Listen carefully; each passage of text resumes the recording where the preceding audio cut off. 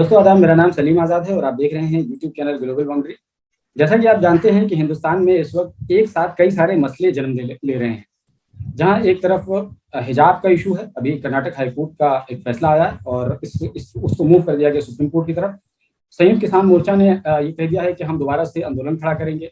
वहीं अभी हाल ही में द कश्मीर फाइल के नाम से एक फिल्म चल रही है और सोशल मीडिया पर हंगामा मचा रही है, थिएटर में लगी हुई है। और ख़ास बात यह है कि इस फिल्म को जब लगाया गया तो उस पर सब्सिडाइज कर दिया गया, यानी उसका टैक्स फ्री कर दिया गया। ऐसी सूरत में ज़्यादा से ज़्यादा ये कोशिश है कि द कश्मीर फाइल को भारत के वसीउ अरीज़ हिस्से में दिखाया जाए। और इसके अलग अलग मायने हैं। हम जब लोगों से बातचीत करते हैं तो समझने की कोशिश करते हैं तो लोग इसके अलग अलग मायने बताते हैं। लेकिन आमतौर पर जब कश्मीर के हवाले से हम बात करते हैं तो लोगों की समझ कश्मीर के ताल्लुक से बहुत कम है, काफ़ी कम है। कश्मीर के बारे में लोग आधा सच समझते हैं। इसलिए द कश्मीर फाइल के हवाले से और कश्मीरी बैकग्राउंड के हवाले से कश्मीर में जो पॉलिटिकल सिनारियो है, जो कुछ भी पॉलिटिकल उठापटक है, उन तमाम चीज़ों के बारे में हमने समझने के लिए एक ऐसे शख्स से मुनासिब समझा कि बातचीत करूं जो खुद कश्मीर से हैं और कश्मीर के हालात को बहुत बारीकी से समझते हैं। जर्नलिस्ट हैं और ज़ाहिर है जब जर्नलिस्ट हैं तो चीज़ों को बहुत करीब से समझते हैं, चाहे वो किसी तरह का सोशल मामलात हों या फिर पॉलिटिकल मामलात हों, हर चीज़ को वो करीब से समझते हैं। बहुत ही यंग हैं। हमारे साथ हैदराबाद से बराह रास्त जुड़े हुए हैं शकील हमीद। उनसे तफसील से समझने की कोशिश करेंगे और कश्मीर फाइल के हवाले से बातचीत करेंगे। कश्मीर के हवाले से ये कोई नई और पहली फिल्म नहीं है। इससे पहले विनोद चोपड़ा की एक फिल्म शिकारा आई थी, लेकिन उसका इतना ज़्यादा चर्चा नहीं हुआ था और अब कश्मीर फाइल का इतना ज़्यादा चर्चा है। तो शकील से हम समझने की कोशिश करेंगे। शकील, सबसे पहले तो आपका शुक्रिया, आपने समय दिया। बहुत बहुत शुक्रिया सलीम साहब हमें बुलाने के लिए, क्योंकि अभी जो सिनेरियो है, पता है कि एक ही नैरेटिव चल रहा है, तो एक दूसरी जो तस्वीर है किसी भी इशू की वो लोगों के सामने आनी चाहिए। जी, तो इसी हवाले से हम सवाल ये करना चाह रहे थे कि सबसे पहले तो आप मुझे बताइए कि ये जो कश्मीर फाइल है, क्योंकि आप खुद कश्मीर से बिलोंग करते हैं, जर्नलिस्ट हैं, यंग हैं और चीज़ों को दूसरे नज़र से देखते हैं, मुझे सबसे पहले अपना रिएक्शन बताइए। ये जो हंगामा है सोशल मीडिया पर, उस हंगामे को आप कैसे देखते हैं कश्मीर फाइल के हवाले से? देखिए, कश्मीर फाइल इससे पहले भी फिल्में बनी हैं, ऐसा नहीं है कि पहली बार शायद कोई फिल्म बनी हो, लेकिन ये शायद पहली बार हुआ है जब किसी मूवी को वेपनाइज किया गया हो। वेपनाइज मतलब कि इसको एक सरकारी सतह पर इस तरह से थोप दिया जा रहा है, चाहे टैक्स फ्री इसको बनाया गया हो और बाज़ाब्ता इसको जो गवर्नमेंट के लोग हैं वो प्रमोट कर रहे हैं। तो ये कहीं ना कहीं उन सब चीज़ों से अलग है जो कि पहले चाहे शिकारा हो या मिशन कश्मीर हो, ऐसी फिल्में बहुत आती थी, या उससे अलग भी फिल्में आई थी जैसे इंडियन थी, जो एक नैरेटिव को पेश करती थी, लेकिन सरकारी सतह पर उनको वो पुष्टपनाही नहीं मिल रही थी। लेकिन इस बार पहली बार मैं देख रहा हूँ कि एमपीज, एमएलएज, जो सोशल वर्कर्स है या जो राइट विंग से जुड़े हुए हैं, वो बाज़ाब्ता इसको प्रमोट कर रहे हैं और डिमांड कर रहे हैं कि मूवी को टैक्स फ्री बनाया जाए। और कई स्टेट्स में तो इसको टैक्स फ्री बनाया भी गया है, और यहाँ तक कि आसाम में तो वहाँ के सीएम जो है हेमंत साहब, उन्होंने तो एम्प्लॉयज को कहा आपको हाफ डे की छुट्टी मिलेगी, आप मूवी देखने जाइए। तो एक जो नैरेटिव बनाया गया है ये बहुत ही खतरनाक है। इसलिए खतरनाक नहीं, देखिए कश्मीर के हवाले से आपको पता है पहले से ही बहुत ही कॉम्प्लिकेटेड सिनेरियो है कश्मीर का। यहाँ पे कोई एक चीज सच नहीं होती है, 10 लोगों के अलग नजरिए होते हैं। देखिए, सबसे पहले लोगों को शायद ये लगता है कि कश्मीर के मुसलमान जो पंडितों के साथ हुआ है उसको डिनाई करते हैं, लेकिन ये बिल्कुल गलत है। मैंने आज तक किसी कश्मीरी मुस्लिम को नहीं देखा जिसने ये डिनाई किया हो कि पंडितों के साथ कुछ हुआ है, नहीं हुआ। सब लोग एक्सेप्ट करते हैं, हाँ जो पंडितों के साथ हुआ है वो गलत हुआ है, और उसको कोई एक्सेप्ट नहीं करता है। और उस वक्त जो सिचुएशन थी 89 से 91 तक, खास तौर पर जब ये एक्सोडस या जो भी लोग इसको नाम देते हैं माइग्रेशन, वो बहुत ही पेचीदा वक्त था, क्योंकि हर एक के हाथ में गन था। और अगर आप इस सिचुएशन में ये एक्सपेक्ट करते हो कि शकील बाहर जाके किसी को बचाएगा, तो आप बिल्कुल गलत हो। क्योंकि हम आज देखते हैं, जबकि दुनिया बहुत ग्रो अप हो चुकी है, आज जब बंदे की लिंचिंग होती है बीच चौराहे पे, तो उसको कोई बचाने नहीं आता है। तो आप एक कश्मीरी को, मुस्लिम को कैसे एक्सपेक्ट करते हो जब उसके दाएं भी गन है, बाएं भी गन है, एक तरफ मिलिटेंट का गन है, दूसरी तरफ आर्मी का गन है, और आप उसको एक्सपेक्ट करते हो कि आपको किसी को बचाए? तो ये इम्पॉसिबल है। मेरा इस फिल्म से कोई ऐतराज नहीं है, जिसको जो प्रोपेगेंडा करना हो वो कर सकता है, लेकिन एक मूवी को वेपनाइज करना, आपने शायद वो वीडियोस भी देखी होंगी जिसमें कि मूवी के बाद सीधे एंटी मुस्लिम या एंटी कश्मीर रेटरिक बनाया गया, धमकियां दी गई, बहुत ही गलत भाषा का इस्तेमाल किया नहीं, गया, तो मैं मुझे उसके थोड़ा सा ये खिलाफ। बताइए कि इससे पहले जो शिकारा थी और इससे पहले मिशन कश्मीर, ये फिल्में क्यों इतना ज्यादा हल्ला नहीं मचा पाई या क्यों नहीं चल पाई, और इसको लेकर के इतना ज्यादा हंगामा क्यों है? देखिए, इस वक्त जो ये मूवी है द कश्मीर फाइल्स, ये स्पेसिफिकली पंडित सेंट्रिक बनाई गई है।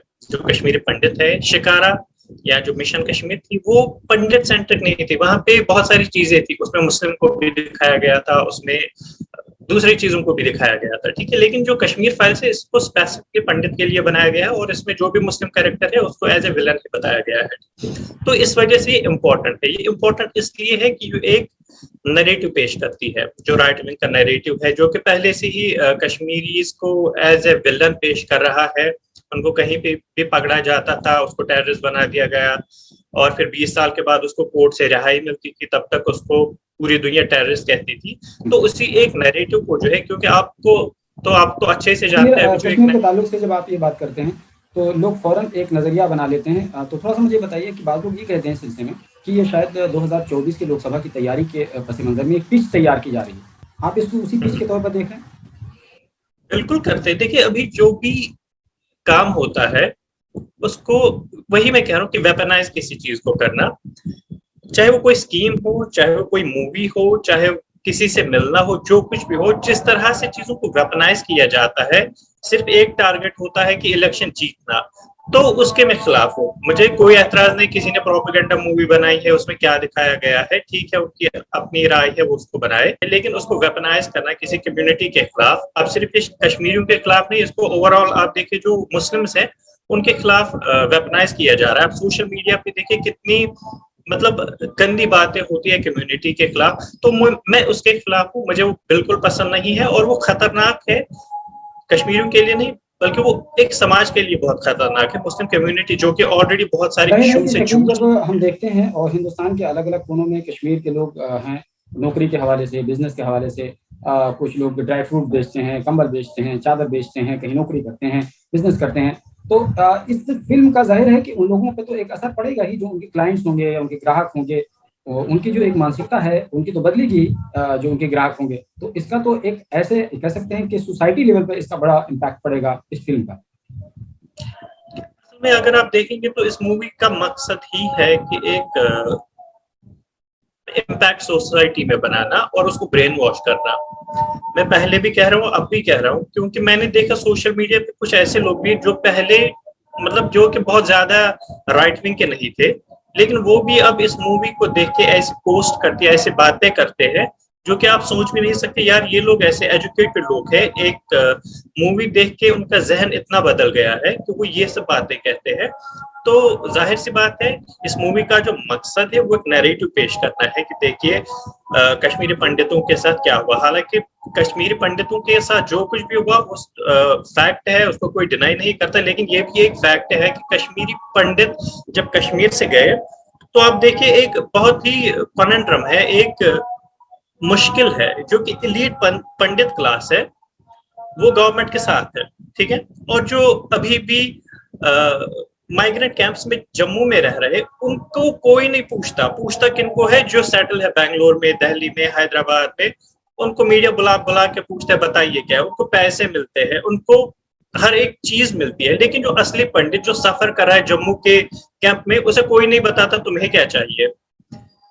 इस पूरे जो माहौल बनाया गया है, हालांकि ये जो पंडित है जो कि इलीट क्लास है पंडित का, इनको पता है उनको कश्मीर वापस आना है नहीं, वो बहुत अच्छे से सेटल है, फॉरेन में है, यहाँ पे है, दूसरी सिटीज में है, लेकिन उन्होंने प्रॉब्लम किसके लिए क्रिएट की है? उस पंडित के लिए जो कि जम्मू में माइग्रेंट कैंप में बेचारा अपनी जिंदगी बसर कर रहा है। अभी हम इसकी 2 वजह से साल पहले एक और किताब आई थी राहुल पंडिता की, जो कश्मीरी पंडित थे, और उन्होंने अपनी उस किताब में जिक्र किया था कि जब ये एक्सोडस हुआ था 1990 का, 19 जनवरी 1990 का, तो उस वक्त उनकी उम्र सिर्फ 10 साल की थी, और उन्होंने अपनी आंखों से तमाम चीज़ें देखी थी, और उन्होंने तमाम एक्सपीरियंसेस उसमें शेयर किया है, उस किताब में लिखा है चैप्टर वाइज, और उन्होंने बहुत ही एक सलीके के साथ उस चीज़ों की अक्सबंदी की है।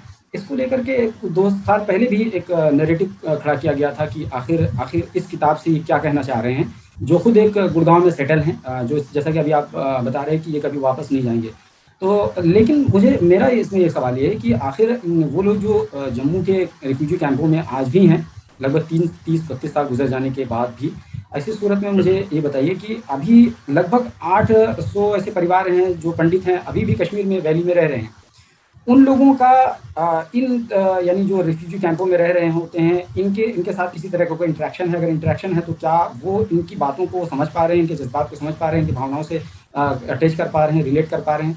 जो अभी फ़िलहाल कश्मीर में यानी वैली में जो पंडित अभी भी रह रहे हैं, क्या ऐसा कुछ है मामला? क्योंकि आप खुद वहाँ पर रहते हैं, ग्राउंड पे लोगों से बातचीत करते होंगे। बिल्कुल, देखिए कश्मीर में अभी जो लोग वापस आए हैं, अभी कश्मीर में तकरीबन 3500 3000 से 3500 के बीच की फैमिलीज जो है जो कश्मीर में अभी भी रह रही है। जो जम्मू में फैमिलीज रह रही है उनका ये है कि उनको कश्मीर वापस आना है। वो सही में वो लोग हैं जो कश्मीर वापस आना चाहते हैं। बाकी ये जो प्रोपेगेंडा करते हैं वो बाहर अच्छे से सेटल है, उनको कोई जरूरत नहीं है कश्मीर आने की, और ना ही वो आएंगे, क्योंकि वो इसी सब से फायदा उठाते हैं, इसी एनआरकी से, इसी एंटी पंडित को कश्मीर के अगेंस्ट पिट करना, मुस्लिम को हिंदू के अगेंस्ट पिट करना, वो उसे मजे ले रहे हैं। तो वो कश्मीर वापस आने वाले हैं नहीं, वो सेटल है बाहर, उनके बच्चे फॉरेन में है। और लेकिन जो जम्मू का जो पंडित है, जो सही में गरीब है, जिसको कश्मीर वापस आना चाहिए, उसके लिए इन्होंने प्रॉब्लम क्रिएट कर दी है। अब वो प्रोपेगेंडा बाहर कुछ और करेंगे, लेकिन जम्मू के पंडित से कोई नहीं पूछता जो जम्मू में बसा हुआ है कि यार तुम्हें तो कश्मीर वापस आना है, तुम क्या कहते हो? आप देखिए अभी जितनी भी मीडिया चैनल्स है, किसी ने जम्मू जाके या कश्मीर में जो पंडित कैंप है वहां जाके पंडित से नहीं पूछा होगा तुम क्या कहते हो उस पर, किसी ने अच्छा, नहीं इस फिल्म के पूछा। हवाले से जो वहाँ मकामी जो पंडित हैं जो अभी फिलहाल रह रहे हैं वैली में, उन लोगों का क्या रिएक्शन है? वो लोग क्या सोचते हैं? देखिए उनकी सिचुएशन कुछ है, हमें एक चीज अंडरस्टैंड करनी चाहिए कि ह्यूमन साइकोलॉजी है, सबको डर लगता है। अगर वो कहेंगे हाँ सही है, तो उनको पता है कि सोसाइटी ऐसी होती कि हेट क्रिएट होते, देखो इसने इसका साथ दी थी।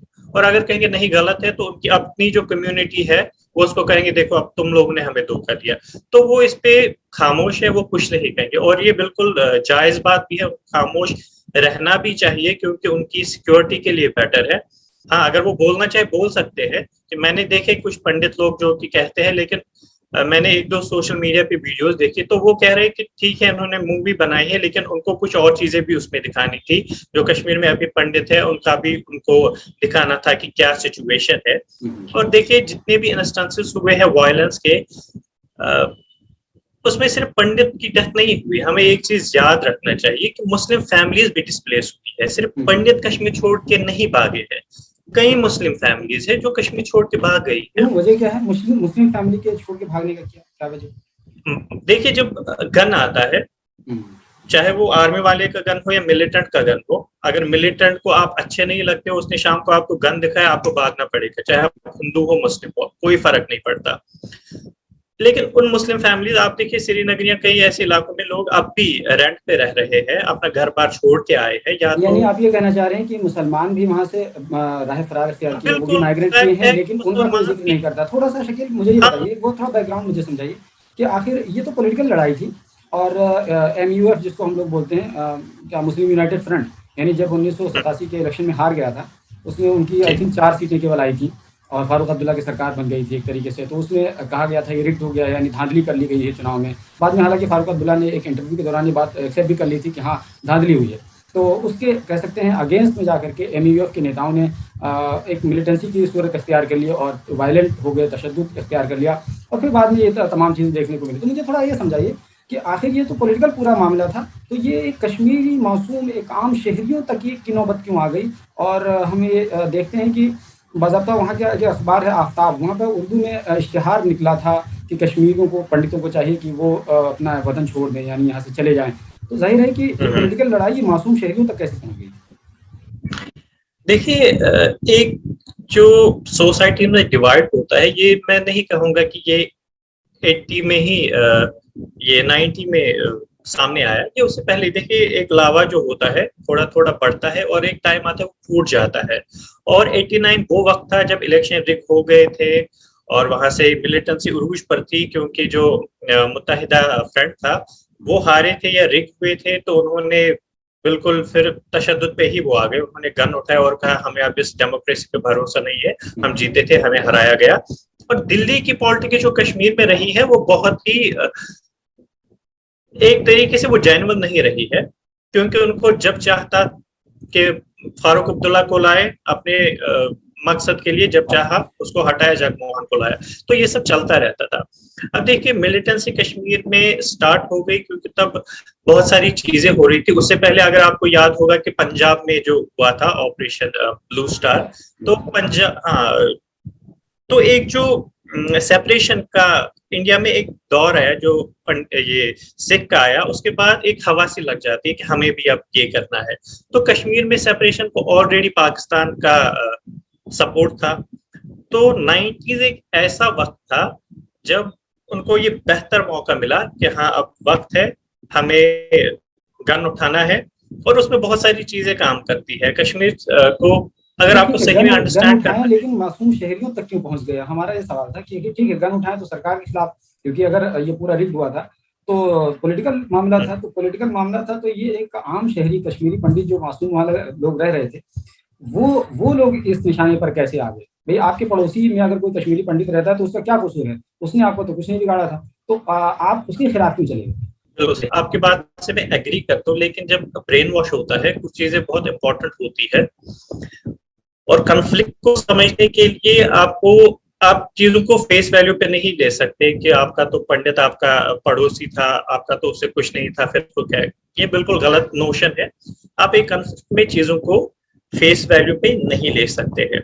मैं आपको एक हकीकत बताऊं, अगर आप लिटरेचर भी पढ़ेंगे तो एक तासुर दिया गया कि जो कश्मीरी पंडित है वो सिक्योरिटी एजेंसीज के लिए काम करते थे, इंटेलिजेंस एजेंसीज के लिए काम करते थे। शायद उनमें कुछ हो भी या गलत भी हो, जैसे कि आम मतलब तासुर होता है। अगर मैं मुस्लिम हूँ तो सबको एक, जैसे मैं कश्मीरी हूँ तो सब लोगों के दिमाग में एक बनता है, अच्छा ये कश्मीरी है। तो वैसे ही पंडितों का ये था कि लोगों को लगता था कि ये प्रो इंडिया है। लेकिन अगर हिस्ट्री में देखे तो पंडित और मुस्लिम जो है बहुत अच्छे से रह रहे थे, उनमें ये कभी नहीं था।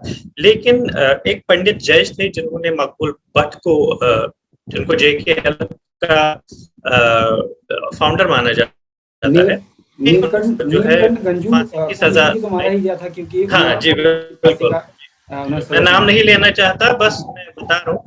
तो फिर एक जो डिवाइड था वो बढ़ता गया कि फिर एक की बारी आई, फिर दूसरे की बारी आई, तो ये बनता गया अच्छा इसने किया है, तो ये टारगेट बन गया। क्योंकि अगर हाई प्रोफाइल किसी बंदे को मारते हो जो कि जज था, उसके बाद आप किसी सोशल एक्टिविस्ट को मारते हो जो कि मतलब माना हुआ बंदा है, उसके बाद आप कश्मीर के जो पहले बीजेपी से जुड़े हुए पंडित थे उसको मारते हो। लाल टक्कू की बात कर रहे हैं जी बिल्कुल। कश्मीर में आप उनको मानिए कि उन्होंने कश्मीर में बीजेपी के तब वो बहुत बड़े लीडर थे, और जबकि कश्मीर में बीजेपी का नाम भी नहीं था, ठीक है। उसके बाद जब आप एक जज को मारते हैं जिसने मकबूल भट्ट को फांसी दी थी, और उसके बाद आप सोशल एक्टिविस्ट को मारते हैं और उनको बताते हैं कि ये एजेंसीज के लिए काम करते हैं, तो एक नैरेटिव बन जाता है, हाँ भाई ये यही काम करते थे। उसके बाद एक जर्नलिस्ट को भी, मेरा नाम मुझे आई थिंक नाम याद आ रहा है, प्रेम समथिंग कुछ नाम था उनका, जर्नलिस्ट को भी मार दिया। बहुत सारे लोग मारे गए, क्योंकि अगर ऐसे सरकारी एस्टिमेट है 250 से ज्यादा पंडित तो उसी 2 साल में मारे गए थे, उन 2 साल में मारे गए। उसके बाद वो नंबर शायद 2005 तक 1400 के आसपास है। लेकिन जब आप एक नैरेटिव बनाते हैं तो, और दूसरे के बिट्टा कराटे जिसको कि माना जाता है कि जिसने बहुत सारे पंडितों को मारा है, और उसने खुद इंटरव्यू में वो चीज एक्सेप्ट भी की है, हालांकि उसने उस इंटरव्यू में ये भी कहा है मुझे जहां से ऑर्डर मिलता था मैं वही करता था। उसको पाकिस्तान या व्हाटएवर जहां से भी ऑर्डर मिलता था, उसको जो हैंडलर था उसको ऑर्डर देता था, उसको मारना था वो मारता था। तो एक सेंसलेसनेस भी थी। आप देखिए ब्रेन वॉश करना किसको कहते हैं, जब आप अपने दिमाग का इस्तेमाल नहीं करते, ठीक है। अगर बिट्टा कराटे का ब्रेन वॉश किया गया है कि शकील उसका दुश्मन है, मारना है तो मुझे गोली मार देगा, उसको फर्क नहीं पड़ता ये पंडित है मुस्लिम है। उसने खुद उस इंटरव्यू में एक्सेप्ट किया मैंने मुस्लिमों को भी मारा है, मैंने सिर्फ पंडितों को नहीं मारा है ना। आपको इंटरव्यू देखिए उसने कहा है। ये चीजें उसी दौर का चल रहा था जब 1979 में ईरान में रेवोल्यूशन हुआ था, और उसी दौरान फिर रशिया को हराया था अफगानिस्तान में, और फिर पाकिस्तान में जनरल ज़िया की सरकार आ गई थी। तो एक तरीके से कह सकते हैं कि वो एक ऐसा दौर था कि उसी वजह से एक मिलिटेंसी का दौर शुरू हुआ और लोगों को एक तरीके से हौसला मिला कश्मीर में, और फिर उसके बाद में उन्होंने हथियार उठाना शुरू किया, खासतौर से 1987 के असेंबली इलेक्शन के बाद। जब उनको लगा कि हाँ डेमोक्रेसी को खतरा हो गया, डेमोक्रेसी खत्म हो गई और उनका डेमोक्रेसी पर भरोसा उठ गया, तो एमयूएफ के नेताओं ने जिसमें बाद में जाकर के सैयद सलाहुद्दीन जैसा एक चेहरा सामने आया, और जेकेएलएफ के जो लीडर थे यासीन मलिक, जो पहले हुर्रियत के लीडर थे, फिर अब तो खैर उन्होंने उससे किनारकशी अख्तियार कर ली। तो ये तमाम चीजें उस वक्त समझ में आई। आप ये कहना चाह रहे हैं, कह सकते हैं कि उन तमाम चीजों का भी इन्फ्लुएंस?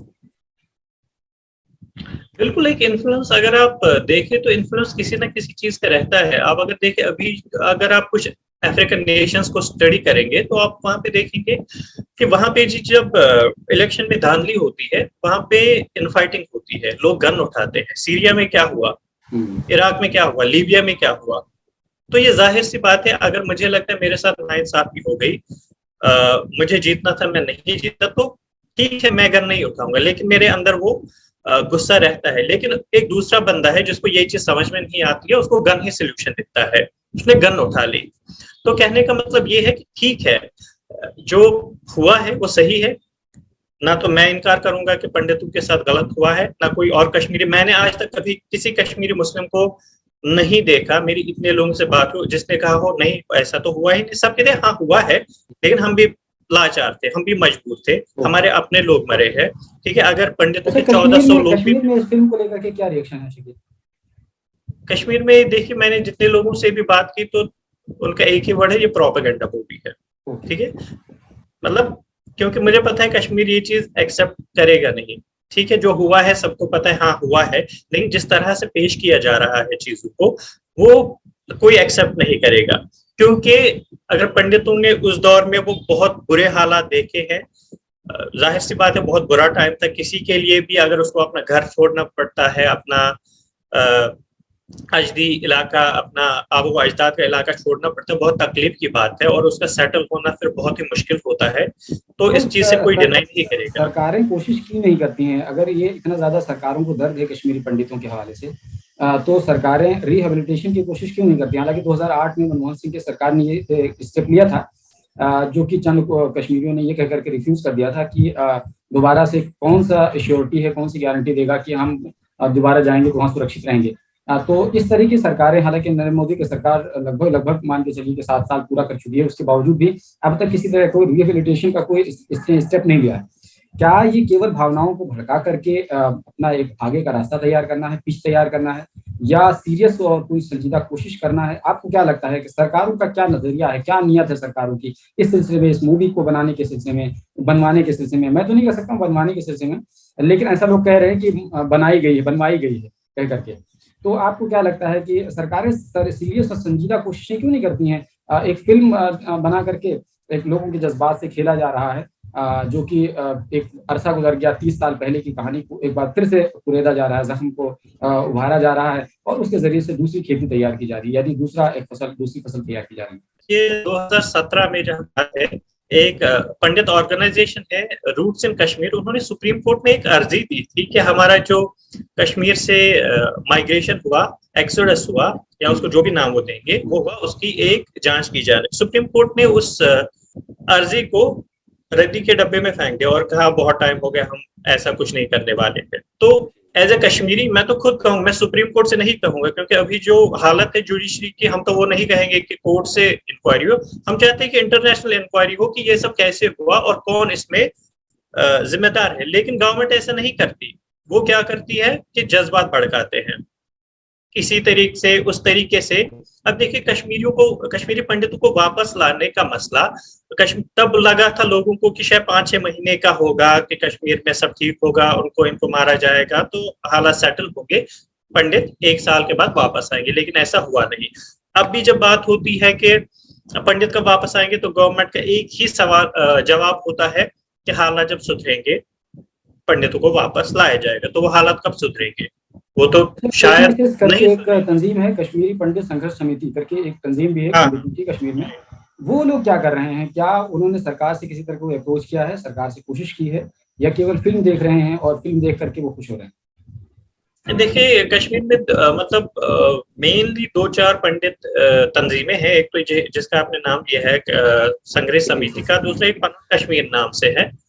तो ये 2 अलग अलग पार्टीज है। पनन कश्मीर एकदम राइट साइड की है, राइट विंग की है, वो बिल्कुल सपोर्ट करती है व्हाटएवर बीजेपी डज। या वॉट एवर RSS डज, ठीक है। संघर्ष समिति एक सेंट्रल आप अप्रोच कह सकते हैं उनका, क्योंकि वो चीजों को बहुत बारीकी से देखते हैं, वो प्रोपेगेंडा में नहीं फंसते हैं। मैंने उनके स्टेटमेंट्स देखे हैं, उनका मतलब पढ़ा है, तो वो मेनली कहते हैं हाँ हमें अपना इंसाफ चाहिए, लेकिन वो इस तरह से ना हो कि मुसलमान को पंडित के अगेंस्ट किया जाए, पंडित को मुसलमान के अगेंस्ट चाहिए, सबको इंसाफ चाहिए। अगर पंडित के 1400 लोग मरे हैं, उनको बिल्कुल इंसाफ मिलना चाहिए, उनकी जो प्रॉपर्टी या लूटी गई है उनको इंसाफ मिलना चाहिए। लेकिन दूसरा सवाल ये भी है कि उसी दौर में अब से 90 से अब तक मोर देन 1 लाख जो मुस्लिम्स मारे गए हैं, उनका जवाब कौन देगा? जो अनमार्क्ड ग्रेव्स है जिनमें पता ये नहीं। बात कश्मीरी पंडित संघर्ष समिति के लोग कहते हैं इस तरह की बात कि मतलब मुसलमानों को भी इंसाफ मिलना चाहिए और कश्मीरी पंडित नहीं, वो खैर तो नहीं कहेंगे, वो उनकी उस पे तो मैं नहीं कहूंगा वो क्या चाहते, लेकिन वो हाँ एक लाइन लिए हुए है कि हाँ मतलब इंसाफ होना चाहिए, लेकिन वो उस हद तक नहीं जाते जिस तरह के मतलब एक लड़ाई हो दो ग्रुप्स में आपस में या दो कम्युनिटीज के आपस में। मैंने उनके स्टेटमेंट्स देखे हैं, तो वो एक न्यूट्रल लाइन लेते हैं। हाँ, अगर उनको, मुझे नहीं पता कि उन्होंने कश्मीर फाइल्स को देखकर क्या रिएक्ट किया है, क्योंकि मैंने उनका कोई स्टेटमेंट नहीं देखा। हाँ, उनकी मर्जी, देखिए मैं पहले भी कह रहा हूँ और अब भी कह रहा हूँ, रिएक्शन उनकी अपनी मर्जी है, कोई कुछ भी दे दे, मुझे उससे कोई एतराज नहीं है। लेकिन अगर आप एक नैरेटिव क्रिएट करते हैं वन साइडेड, तो फिर प्रोपेगेंडा का भी एक फेयर प्ले होना चाहिए। फिर आपको वो, अगर मैं भी फिल्म बनाता हूँ कि मेरे साथ क्या हुआ या मुसलमानों के साथ क्या हुआ, तो उसको कल कोई बैन नहीं करना चाहिए, उसको भी टैक्स फ्री बनाना चाहिए। लेकिन वैसा नहीं होगा। हमने देखा है कि जो फिल्में बनी हैं जिनमें दिखाया गया कि दलित या मुसलमान के साथ क्या होता है, उसको किस तरह उस पर प्रोटेस्ट हुए, उनको बैन किया गया, उनको चलने नहीं दिया गया। ठीक है, प्रोपेगेंडा करो, लेकिन उसमें भी फेयर प्ले होना चाहिए। हमें भी फिर मौका दे दो, हम भी अपनी बात रखेंगे, लेकिन ऐसा नहीं होता है। यानी आप ये कहना चाह रहे हैं कि जाहिर है कि सिर्फ कश्मीरी पंडित के साथ ही नाइंसाफी नहीं हुई इस देश में, बल्कि और दूसरी कम्युनिटीज़ के साथ नाइंसाफी हुई, चाहे एक्सोडस के हवाले से, चाहे जेनोसाइड के हवाले से। जाहिर है कि बहुत सारे केसेस हैं। कुछ लोग तो ये कह रहे हैं कि गुजरात फाइल्स को भी रिलीज़ किया जाना चाहिए।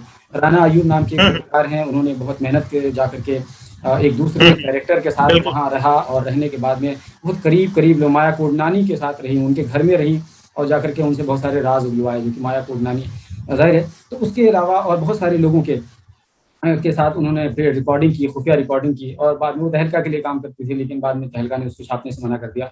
तो कुछ लोग ये कह रहे हैं कि जाहिर है कि अगर एक तरफ कश्मीर फाइल है तो दूसरी तरफ गुजरात फाइल को भी देखा जाना चाहिए।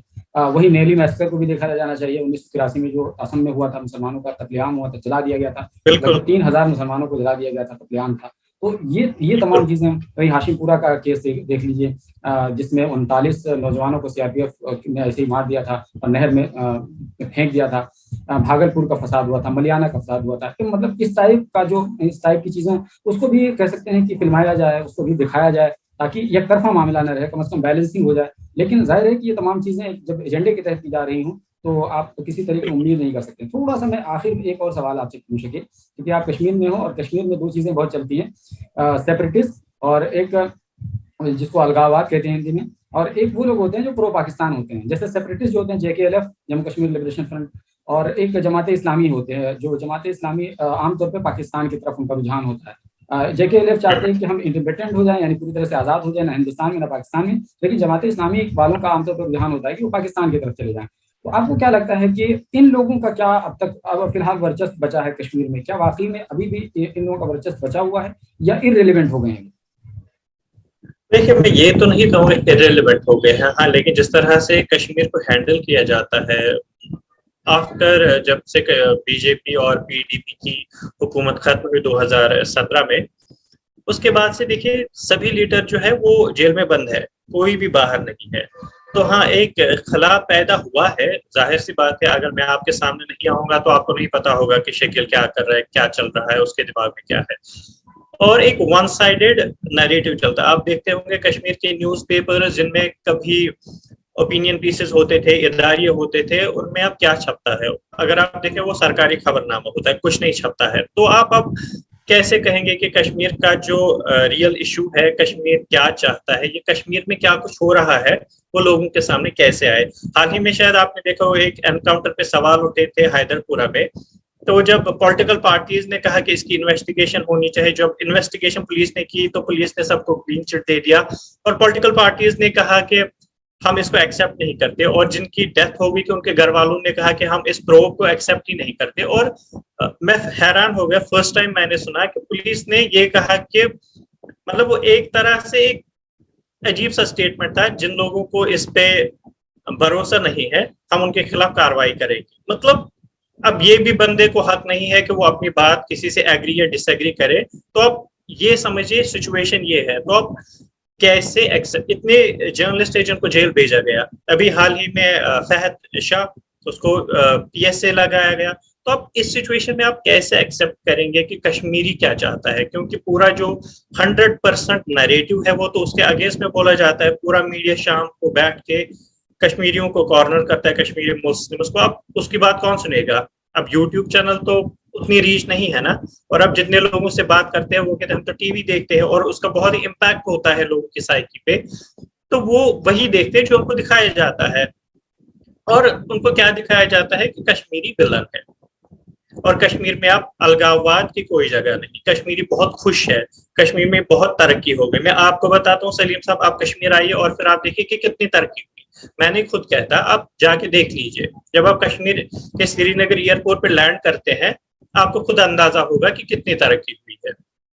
आपको लगता है यार मैं किसी आर्मी कंटोनमेंट में आ गया हूँ, चारों तरफ आपको बस आर्मी ही आर्मी दिख रही है। मतलब एक घुटन सी, मुझे पर्सनली, मैं कश्मीरी हूँ, जब मैं जाता हूँ मुझे घुटन सी होती है यार, इतना मतलब यहाँ तारे, यहाँ आर्मी, वहां पुलिस, एकदम बंदा दिमागी फ्रस्ट्रेशन में जाते हैं। यार इतना सब क्यों है, इतना तो नहीं है, इतनी मिलिटेंसी तो नहीं है, अब तो हालात फिर भी ठीक है, इतना सब नहीं होना चाहिए। तो हाँ, उनका जो आप कह रहे हैं कि सेपरेटिस्ट की जगह खत्म हो गई है, मैं खत्म तो नहीं कहूंगा, हाँ फॉर ए टाइम बिंग मैं ये कहूंगा कि उनको जो एक स्पेस दिया जाता था वो अब उनको नहीं दिया जाता है, तो उनकी बात अब कोई करता नहीं है, वो एक फैक्ट है। चलिए, शुक्रिया शकील साहब, आपने देखिए बहुत खुलकर की बात करी और कई तरह की चीज़ें बात कही। मैं थोड़ा सा यहाँ एक डिस्क्लेमर के तौर पर आपसे जिक्र कर दूँ कि शकील साहब ने सुप्रीम कोर्ट के हवाले से जो बात कही, मैं उनकी अपनी ज़ाती राय है, मेरा उससे कोई ताल्लुक नहीं है। और हाँ, जहाँ तक कश्मीर के हवाले से है, तो कश्मीर के बारे में लोग पूरा सच नहीं समझते हैं, आधा सच समझते हैं। जैसा कि आखिर में शकील साहब ने ये कहा कि जब आप कश्मीर में जाएंगे तो आप पाएंगे कि डेवलपमेंट के नाम पर कुछ नहीं है। केवल मीडिया में एक पोर्ट्रे किया जाता है कि वहाँ डेवलपमेंट है और कई तरह की चीज़ें हैं, लेकिन एक तरीके से वो आर्मी कंटोनमेंट जोन का एरिया है, आर्मी यूनिट वहाँ रहती है, ऐसा लगता है। तो इस टाइप का कश्मीर बना दिया गया है। बहरहाल कश्मीर को अगर हम कैमरे की नज़र से देखेंगे, टीवी चैनलों की स्क्रीन के हवाले से देखेंगे, तो आप कश्मीर को Kashmir is boiling, Kashmir is burning, Kashmir is nothing, इस टाइप की चीज़ें देखेंगे। लेकिन जब वास्तविक कश्मीर में जाएंगे तो आपको सही कश्मीर की तस्वीर समझ में आएगी, कश्मीर का सही रूप समझ में आएगा। कश्मीर के लोगों से बातचीत करेंगे तो कश्मीर का सही पहलू समझ में आएगा, वरना आप अंधेरे में तीर लगाएंगे, तीर चलाएंगे और हासिल कुछ नहीं होगा। होगा कुछ, समझेंगे कुछ, यही चीज़ होगी जो आज, और यही बात है जो आज लोग कर रहे हैं, सच्चाई से बहुत दूर है। तो शकील साहब, आपने हमें टाइम दिया और आपने हमारे साथ अपनी बातें शेयर की, इसके लिए एक बार फिर से आपका शुक्रिया। तो दोस्तों, ये तमाम बातचीत आपको कैसी लगी और कश्मीर फाइल के हवाले से आपकी क्या राय है, हमें कमेंट बॉक्स में ज़रूर बताइए। हमारे चैनल पर अगर आप पहली बार आए हैं तो ज़रूर सब्सक्राइब कर लीजिए, बगल में घंटी का आइकन बना होगा उसको दबा दीजिए, ताकि जैसे ही मैं वीडियो अपलोड करूँ फ़ौरन इसकी जानकारी आपको मिल जाए। Alpha hospital and trauma centre, engineering college चौराहा, सीतापुर रोड, लखनऊ।